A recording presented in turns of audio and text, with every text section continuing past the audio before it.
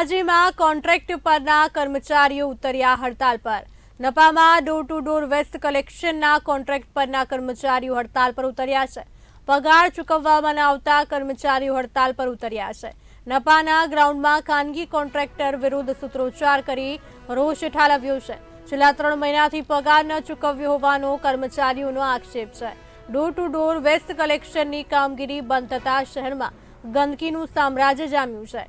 Contractor દ્વારા કર્મચારીઓનું શોષણ થતું હોવાનો આક્ષેપ કરવામાં આવી રહ્યો છે।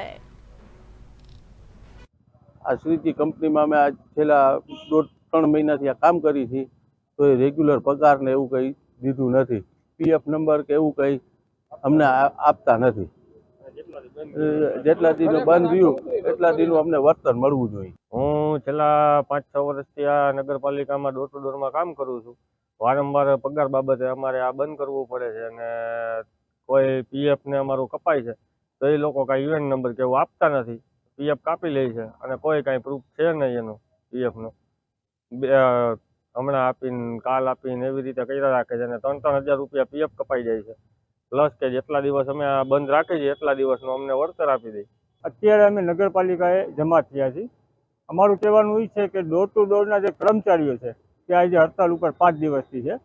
તેઓની માંગ છે કે તેમના પીએફ જે જમા થાય છે તેનું કોઈ પુરાવો તે લોકોને આપવામાં આવતું નથી અને અવારનવાર હડતાલ થાય છે નગરપાલિકાની, કેમ કે એ લોકોને પગાર આપવામાં આવતું નથી અને જે એજન્સી જોડે આ લોકોનું કોન્ટ્રાક્ટ છે તે તેમનું જે કંઈ છે તે પૂરું પાડી નથી શકતી, તો તેને રદ કરવું જોઈએ અને જેટલા દિવસનું તે આ લોકો હડતાલ ઉપર છે જે 4-5 દિવસથી, તો તેમને વળતર પૂરું પાડવું જોઈએ અને વહેલી તકે તેઓ લોકોનું પગાર થવું જોઈએ।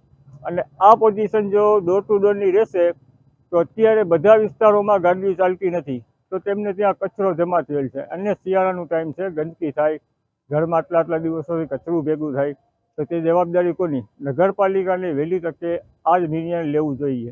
આ ડોર ટુ ડોરમાં હું હેલ્પર તરીકે ફરજ બજાવું છું અને અવારનવાર આ લોકો હડતાલ જ કહે છે ને પગાર તો દેતા નથી। ટાઈમ ટુ ટાઈમ ખરેખર આવી કંપનીઓ રદ કરી નાખવી જોઈએ અને બીજી ત્રીજી કે કોઈ પણ કંપની આવે એ પહેલાં અમને પગાર આપવાનું સૂચન અમે કરીએ છીએ કે ભાઈ અમને ટાઈમ ટુ ટાઈમ પગાર આપવો જોઈએ।